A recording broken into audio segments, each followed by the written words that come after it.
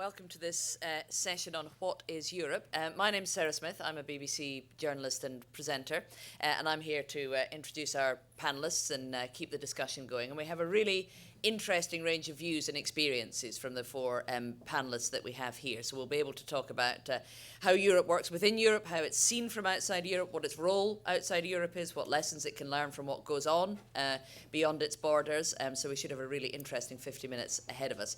I'll introduce each of our speakers in detail as they set out their stall for a few minutes. Then we'll get into a group discussion and we'll take lots of questions from you as well. Very refreshingly, I don't have any health and safety announcements for you at all, so we can go straight for it. And let me introduce the first of our panellists in Alyn Smith MEP. He's an SNP MEP for Scotland. When he was elected in 2004, he was the youngest MEP in Scotland. He's been re-elected a couple of times since then, and he now serves as a member of the Foreign Affairs Committee in the European Parliament. And tell us, for you, the question, pretty broad one, what is Europe? What does that mean for you? Well, Sarah, thank you. And firstly, thank you all of you for coming along and Beyond Borders for inviting me along. I think this is a great thing for us to be doing. Delighted to be here. When I was first getting through it's a fairly broad topic, what is Europe? And I fed it into Google because that's what anybody does under 40 these days. If you don't know anything, you ask a US corporation what you should think about it. And possibly a different story, but let's put that to one side. I thought Google was like the Greek oracle. It's a modern day Greek oracle. If it was a Greek oracle, we might be doing better. They could charge for it. But it was all about maps, and it was all about geographical questions about it. Well, does it stop at the Urals? Does it stop at the Bosphorus? And that sort of stuff. And in exactly the same way as I'm here as a proud SNP politician, I have been in the European Parliament for 10 years, speaking on Scotland's behalf, for better or worse, or to limited effect on occasion. But I've been able to see how we are perceived within Europe and how the EU perceives itself. And in exactly the same way as in Scotland, we reject any concept of ethnicity or nationality or religion or background. It is Robert Louis Stevenson's, to be Scottish is a strong Scots accent of the mind.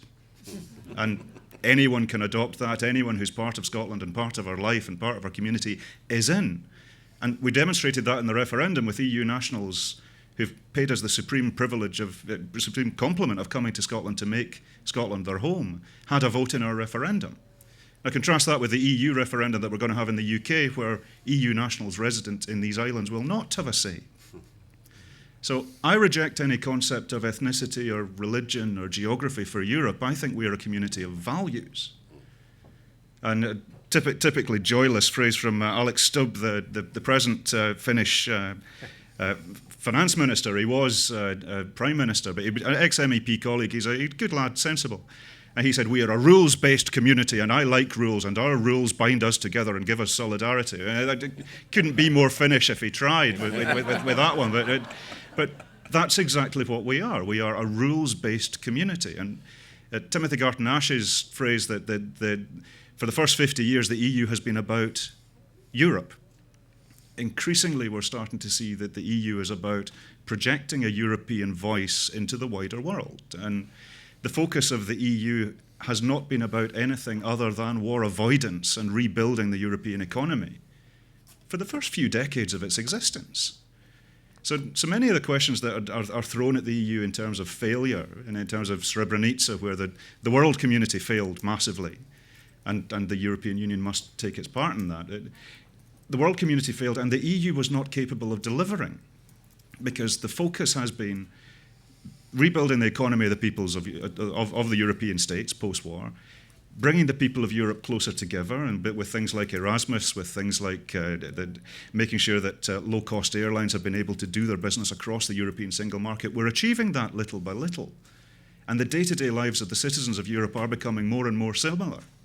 Now, we're not there yet, and we don't want to have one-size-fits-all, but the day-to-day things that govern people's lives are becoming increasingly common across the internal borders of the European Union.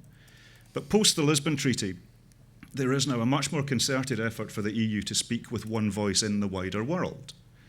Now, in the same way as the UN is hamstrung when the Security Council's deadlocked, the EU's hamstrung where there is no common purpose across the 20-odd member states that we have.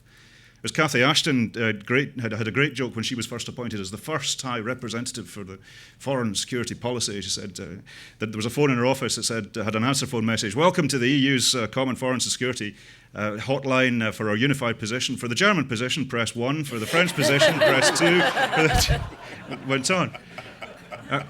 Where there is no commonality across the European states, I think it is unfair to suggest that Europe could and should speak and act with one voice, because we're not equipped to do that yet. That doesn't mean we shouldn't try.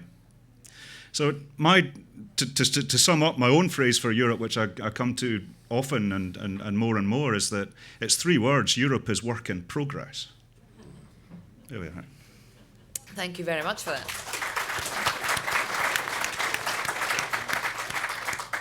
Lots in there I'm sure our other panellists will pick up on, and there may be questions about later. But first I want to now ask Martin Griffiths to tell us his perspective. He's the director of the European Institute for Peace.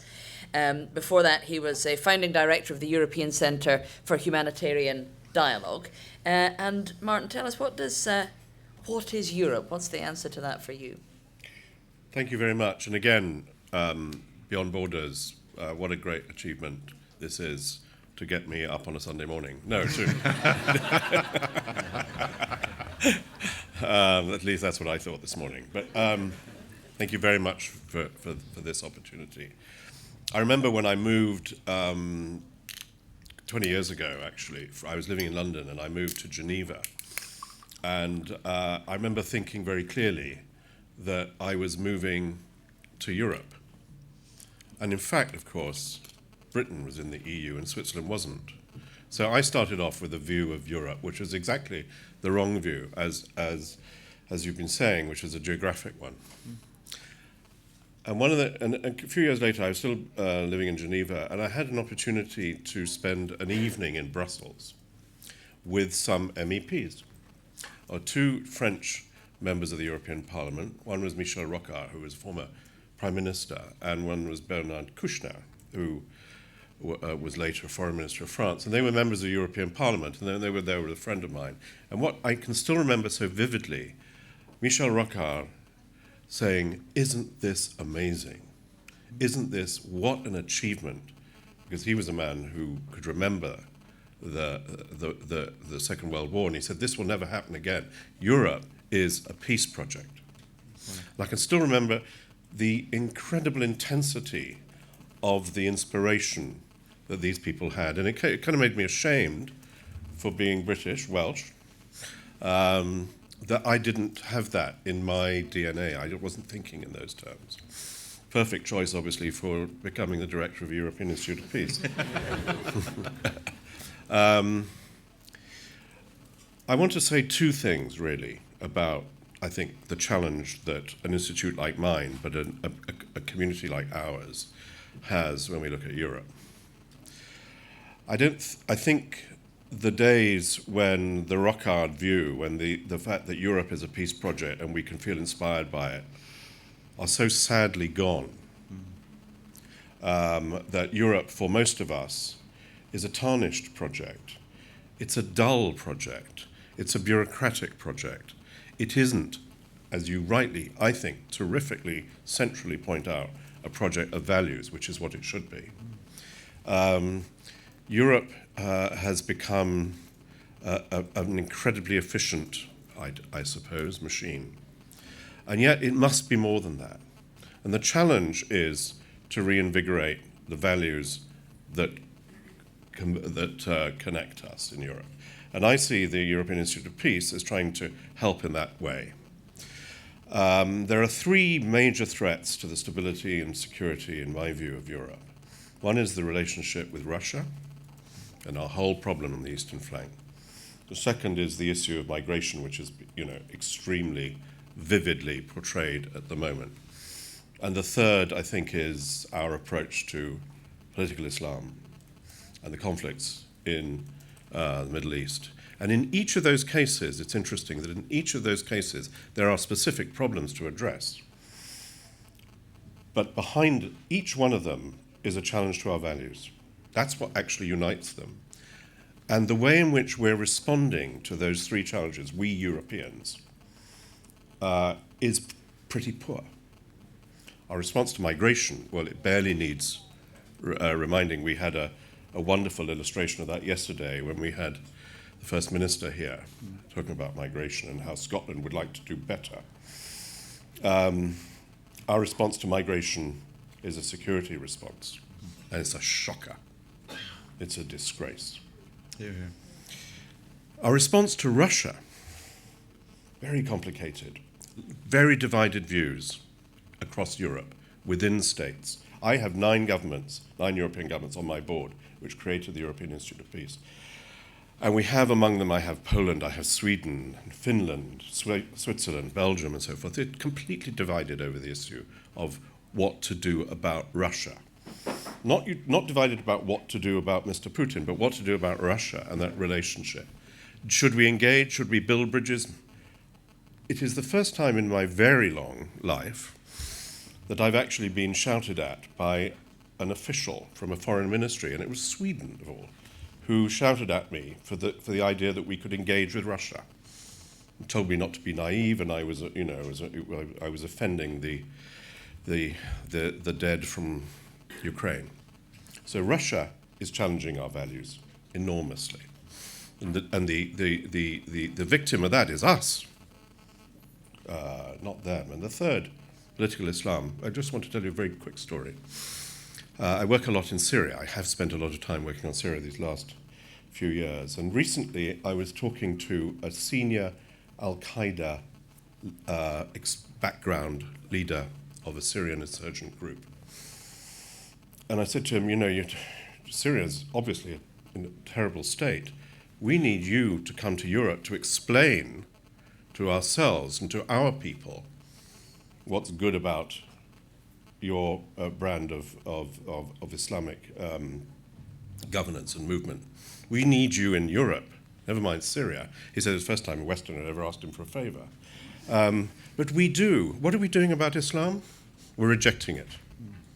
It's a kind of cover response to Islamic movements. We're rejecting them. We're not analyzing them for what we agree with and what we don't agree with. And most importantly, and here I will stop, most importantly, we're doing nothing to give our European Islamic communities, new, old, in the future and in the past, the opportunity to feel European.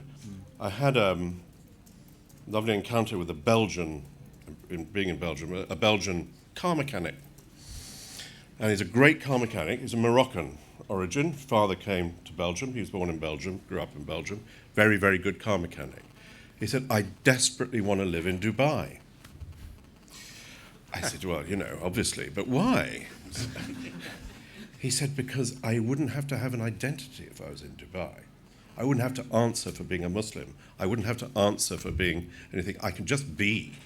People in Dubai don't care who you are. It's just money. Now, I'm not saying that's true, of course. But it was very interesting because he said, I'm tired of having to defend my identity in Belgium. We shouldn't be asking Europeans to be tired of defending their identity. We should be uniting them around the values that you've talked about. Thank you.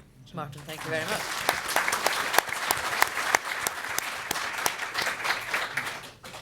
So we didn't arrange the seating on the panel. The guests sat themselves, but it's interesting. We've ended up with 2 Brits on this side, and now we're going to go to 2 people who were not born in the European Union. But if we have a theme developing, it's that Europe is about values and identity rather than about borders. So maybe you think of yourselves as European in outlook or in values.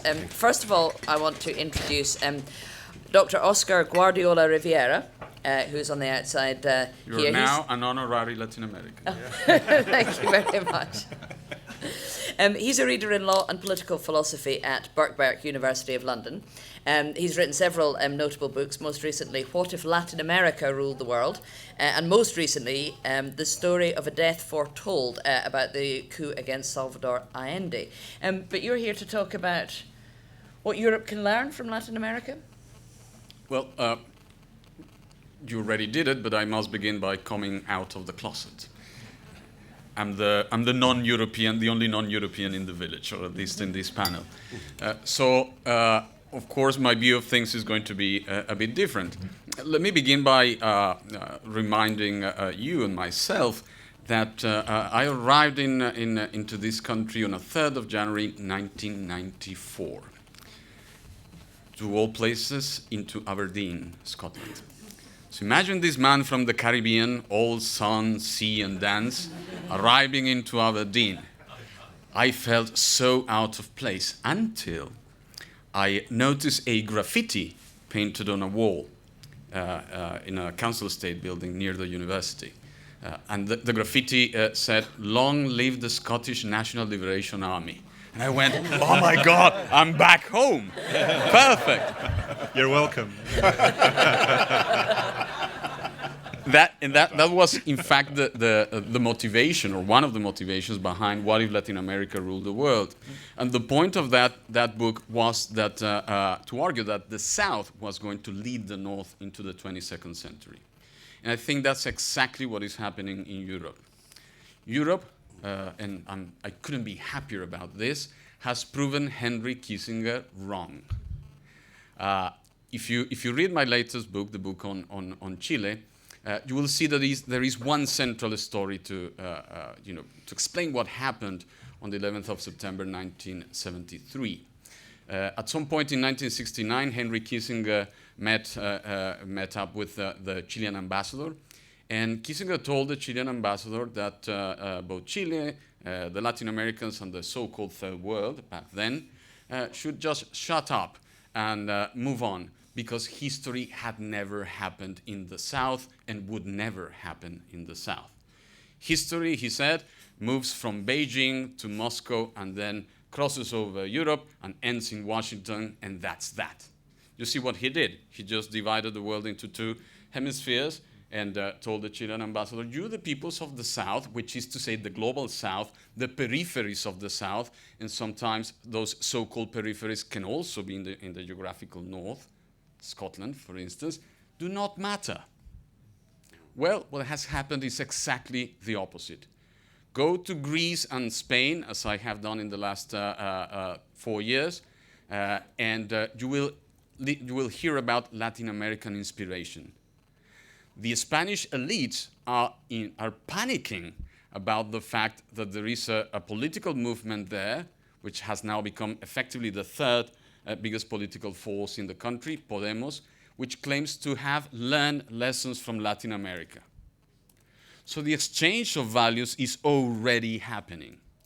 And that, of course, produces anxiety, crisis, difficulties, and more often, the dreadful tendency to blame others. So it is Russia's fault. Even the Greek are no longer the cradle of European civilization, but those lazy bastards who don't know how to spend within their means. This is the kind of language that I've seen used by many of my friends, including academics and journalists. And so they are to be blamed for our troubles. And then there is this swarm of immigration. And I did not quote anybody.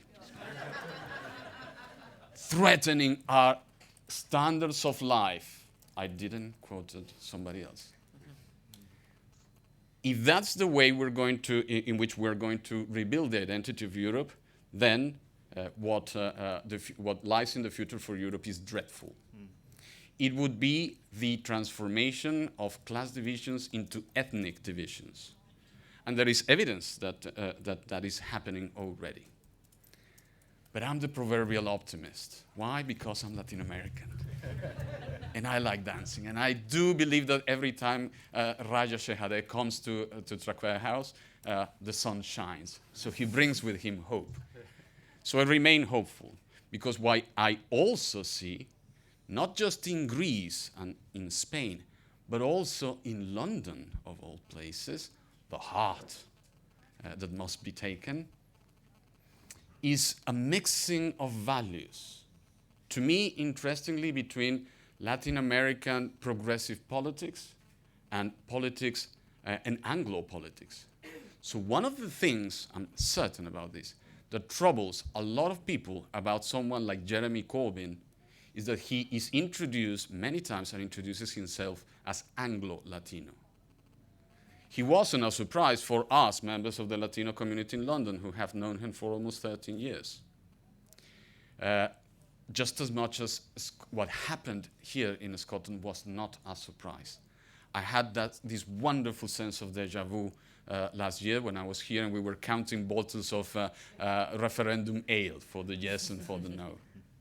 Again, that Europe is the one that I would place my bet with. The one that in which the so-called minorities, national but also peripheral countries, begin to play a much more central and much more important role. And I think Scotland is right in the middle of that. I am not lying when I tell you how interested are Latin American progressive governments on what is happening here in Scotland and in Spain. Because we know that if things do change here, then they will also change again there.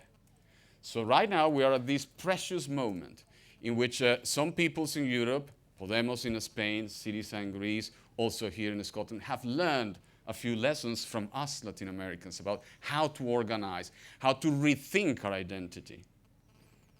But now we're also learning from you, learning from Podemos, learning also from Greece, the good things, the bad things, the possibility that we may have witnessed the first postmodern coup d'etat. But as I said before, we remain optimistic.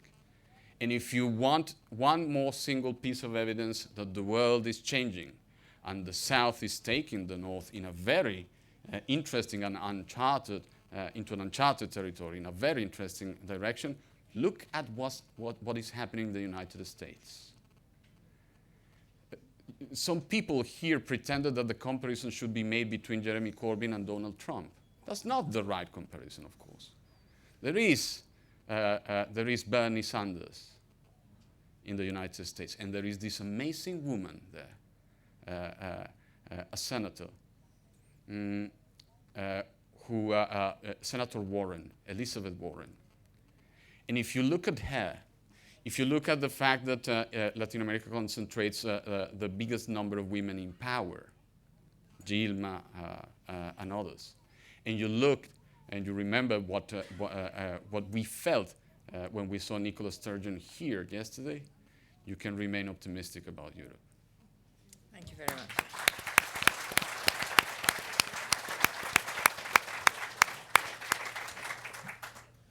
And our final guest on the panel, who will now give us his position on Europe, is Erik Berglöf. He's an economist. He became the inaugural director of the Institute of Global Affairs earlier this year. Before that, he was chief economist at the European Bank for Reconstruction and Development. And you've got some economic lessons for us for Europe? Well, thank you. I think of the difficulty of being born outside the European Union, as you said, being a Swede, living in London, and spending most of my time thinking about countries outside Europe. But when I despair about Europe, I say, go to Poland or go to Scotland, because I think you have a very different perspective, a different view of what Europe is and what Europe could be. So what I wanted to focus on is, what is Europe? And to me, as an economist, and economists often talk about Europe as an anchor. Europe is an anchor in the sense that it provides a sense of direction, a sense of possibilities, a sense of a future that could be possible for people who are not enjoying that future right now. And that's what I'm going to focus on. And we have seen this enormous transformational role that Europe has had in the south of Europe. We speak now about the weaknesses of Greece, but we shouldn't forget that before they were members of the European Union, it was a military dictatorship. And so much has happened in Greece, so much has happened in Spain, so much has happened in Portugal.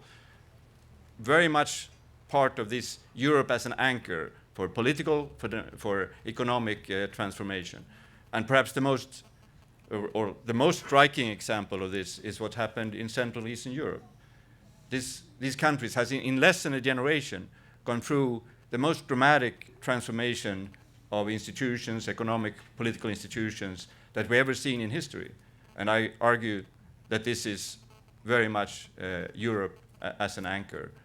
You just look at countries that have been part of that transformation. Look like Poland. In less than a generation, it has completely transformed. It's less corrupt now than many Western European countries.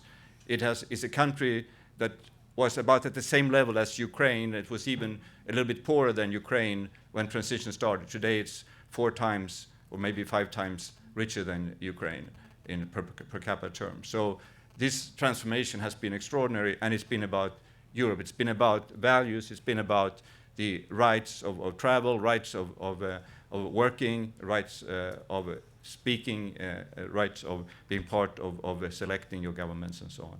I think that is a role that Europe too often forgets. And I think it does it at its peril, because this has been extremely important for Europe as a soft power, or the European soft power has been based on these values, on these possibilities for people. We have seen it in parts of the former Soviet Union, those countries that were not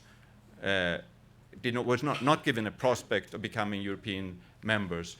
I mentioned Ukraine, but all of the former Soviet Union has not had that possibility and has had it much more difficult to make this transformation. If we look at North Africa, I would argue that much of what we're seeing now in terms of the disappointments of the Arab awakening has been unfortunately caused by a lack of offer from Europe to. We're not talking about membership, of course, at this point, but it's really about offering something substantive, something that can give them hope that they will eventually be able to integrate with Europe in a much more profound way. So what we are doing now to Europe, and many of the discussions we are having, are undermining this role as an anchor. This anchor, think of it as a prize. It's how much you get in terms of all these values and improved institutions and so on. It's about how far in the future will that happen to you? And what is the uncertainty if you meet these standards and these requirements that are imposed on you, that you will actually become a member? All those things have now been challenged. If you are a country in Southeast Europe now, or in Ukraine, you feel very uncertain what is going to be the real value of being part of Europe, because Europe is breaking apart. What is going to be when is it going to happen? Even if I do all those things that I'm asked now as a Serbian or as an Albanian to do, will I become part of Europe, the European Union, if I do that? They don't know. And I think and certainly it will not happen at the timescale that they were once promised. So I think we are fundamentally undermining ourselves by these debates. And the debates are not only about what happened as a result of the global financial crisis, but it's also the debates we're having in the UK now, which I think are fundamentally ripping apart that anchor and weakening that anchor. And that's what I worry about when I see what's going on in Europe now. Thank you. Thank you very much. So.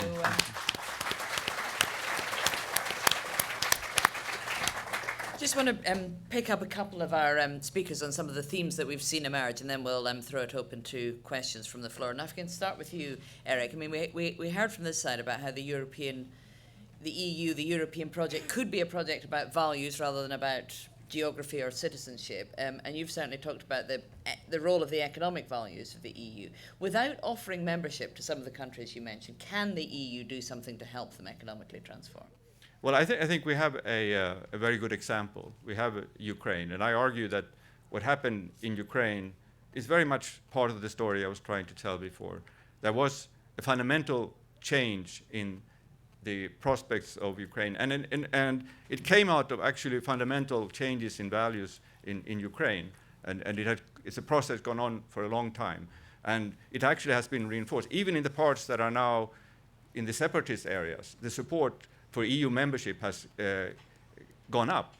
So this is, and the greatest service that Putin has done to the Ukraine has been to create a sense of national identity that was not there in the same way as before. So I think there is we haven't promised Ukraine membership, and I think no one thinks that Ukraine anytime soon will become a member. But we have offered them a deeper integration, better opportunities for trade, but also a deeper integration into the educational networks, into scientific cooperation. It's about much more than just purely economic things. It's about, again, it's about values. And I think there we have the values that came out in Maidan in Ukraine are very much European values. Interesting. Alyn, let me ask you. I mean, we heard from Oscar said that if he was going to place his bet with Europe, it would be because of the peripheries, and Erik saying that when he despairs about Europe, he thinks of Europe and of Poland and of Scotland and the countries on the periphery of EU. You sit right in the heart of it in Brussels. Do you share that sense?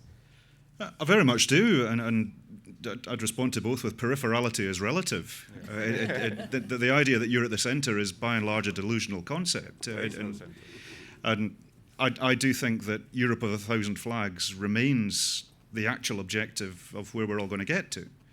And within a construct where the day-to-day lives, the weights and measures stuff, actually look at the EU as a weights and measures organisation. The third most ancient function of government to make sure that trade can happen and trade is regulated. If that's taken care of on a supranational technical kind of level, then you're free to have whatever national identity doing local stuff you want. This is where Alex Salmond referred to us as a post-nationalist party a number of years ago. I think that's actually where we're going to get to, and I think that's where the EU is going to get to as well. The ideas for how to renew the European project are assuredly not going to come from the apparatchiks in Brussels. And I say apparatchiks with trying not to actually be value-laden about that. People are apparatchiks, and they're very good apparatchiks. The European Commission employs fewer people than Glasgow City Council. The fact that it works at all is remarkable.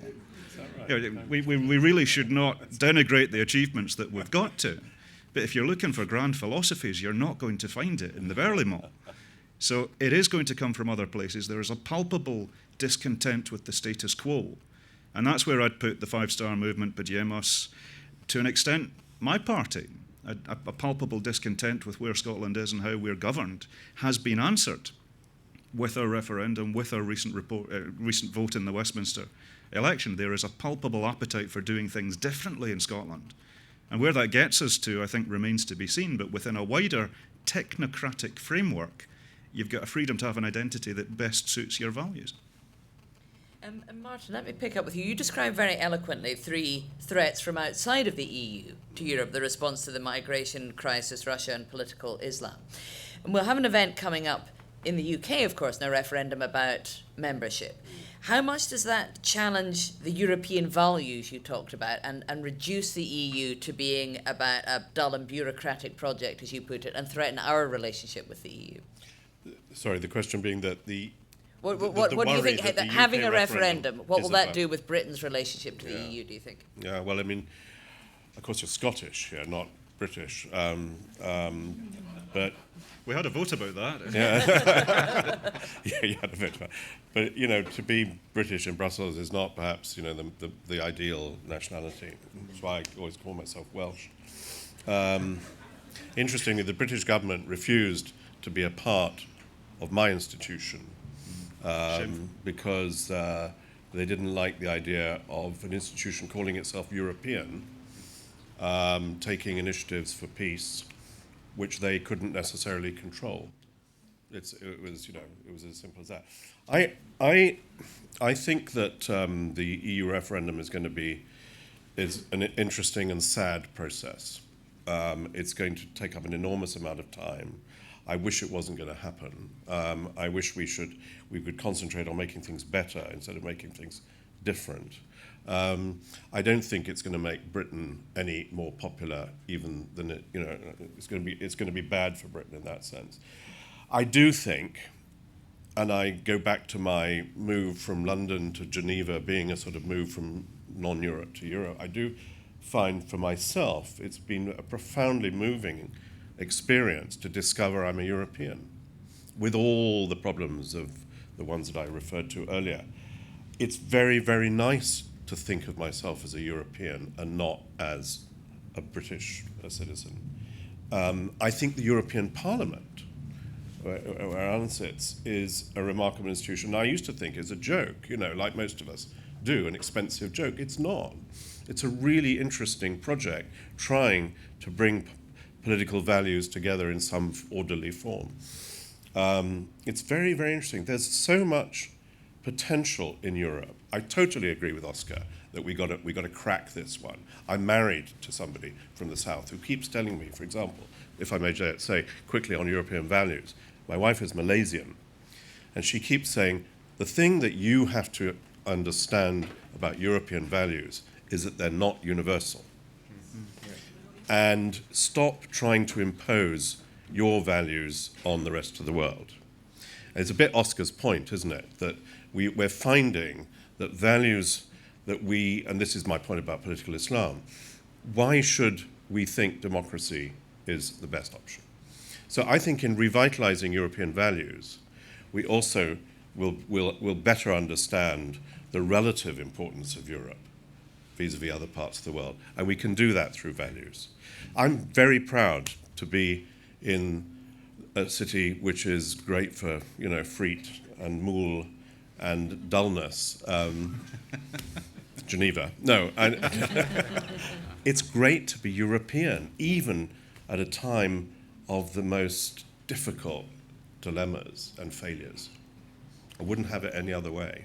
Interesting. Just let me bring you in, Oscar. I mean, we've heard some quite optimistic talk from this side of the panel about European values and how the project can be refreshed by getting back to values rather than the bureaucratic and geographical ideas of Europe. Is that an optimism that you share? I did say that I was optimistic, that I would be more optimistic if Europe were to travel the path that I consider peoples in the South, in that very loose way in which I use the term, are claiming for. I must also point out that perhaps one way of moving towards that optimism is also being very, very clear about the fact that the main challenges for Europe are not external but internal. Yes, an anchor is a metaphor for stability, but an anchor is also a metaphor for something that does not allow you to move on. And when we speak of our values as European values, the problem is not just with the potential universalization of those values, but also with the sense of propriety, almost property in the most crude economic sense of the term, in which sometimes those of us who are here in Europe and or are European refer to certain values as ours. I always wonder, which ones are they talking about? What, Christianity? It's an Eastern religion. What, the legacy of ancient Greece? Well, that was also an eastern part of the world. And as William reminded us yesterday, we recovered that legacy here in Europe through Arabic translations. And actually at a library that was in Spain, but a Spain that at that point in time was part of the Muslim world. So I despair when the language of politics and thought that is at the heart of Europe is polluted by the use of such terms as swarm, as a threat to our standards of life, this delusional centrality that you so well spoke of. And also, and I think this is the biggest challenge facing Europe, and a reason to be very careful about being over-optimistic, is the possibility that class divisions may translate into ethnic divisions. That, if that is the Europe to come, we know what is coming. You know it. We should remind the younger generations who perhaps have forgotten what a war, a real one, civil, uncivil, military, but also economic, looks like. And there is plenty of evidence that is also happening there. But again, if there are reasons to be optimistic, those reasons lie in the power of people. You can't, the European Parliament matters, but it will matter more if you recover it from the hands of the bankers and the financiers who have now occupied it. Because then and only then you could call those institutions democratic and then talk about that demos as a European value. Thank you very much. So we've got time to take a couple of questions from the floor. There's a gentleman over here who is keen. We'll wait till the microphone gets you, and then we'll pick up another couple before we have to finish. Thank you. Thank you very much for this very interesting talk. I'm actually Polish, and I'm a journalist. I'm based in Scotland, and this is very interesting what's happening here, and I appreciate you mentioning Poland and that it's not being corrupt and it's developed. You also mentioned the dialogue with the Russians as being very important. I mean, it didn't work quite well in Syria, as we know. Now, what would you see as a beneficial dialogue or as an improvement in the talks between the Russians and the West? And that would be the question to the entire panel. Thank you very much. Thank you. Martin, do you want to Yeah, start with that? I was interesting you say that, because of course the dialogue with Russians over Syria, and I was been very much involved in that over the last few years, is always cited as an example of good cooperation between the West and Russia. Although I agree with you, it hasn't led to a good result. I think that now we're seeing much more engagement of Russia on the Syria issue.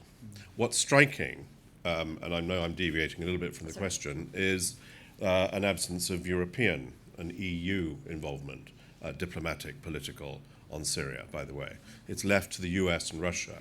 And that's a pity, because in fact, the EU can, and we know this from talking to many, many Syrians, and it'll be true with the other conflicts in the Middle East and North Africa, they see the EU, perhaps in a negative way, as relatively neutral.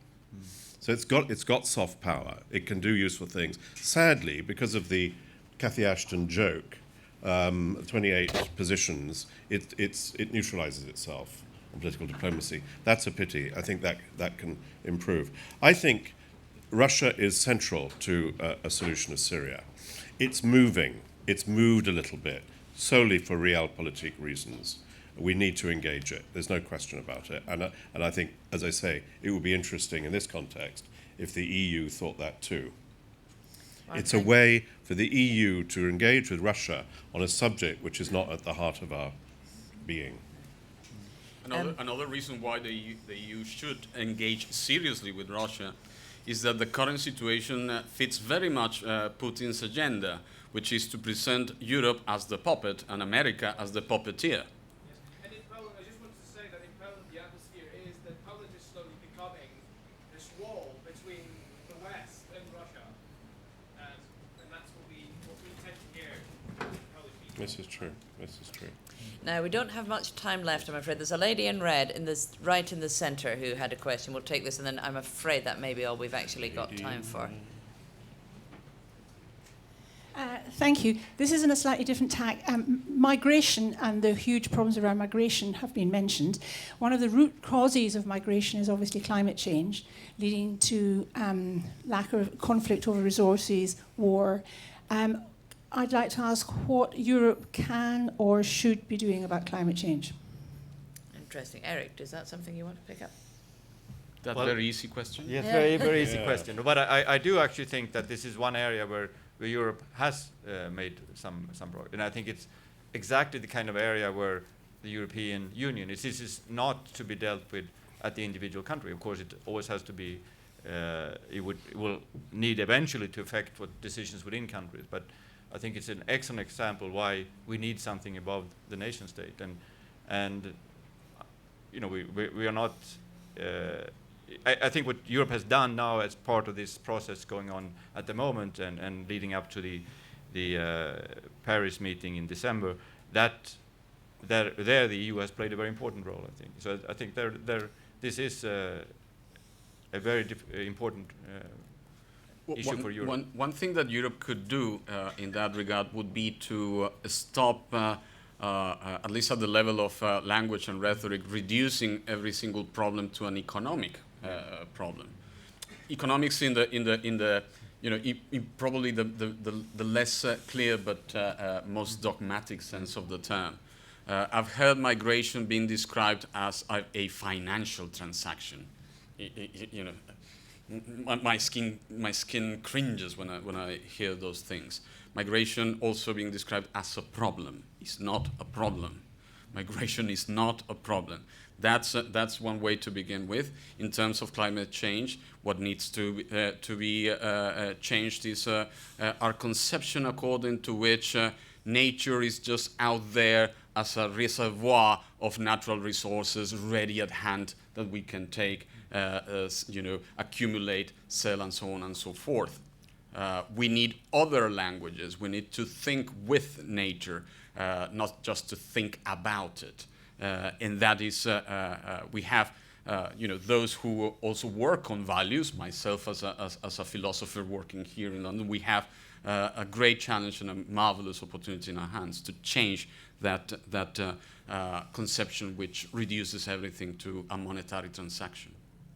Great. Well, sadly, we are over time already. There are lots of hands up. There are lots of questions because there's much food for thought from our panel, but we can't squeeze everything in, so I'm sorry about that.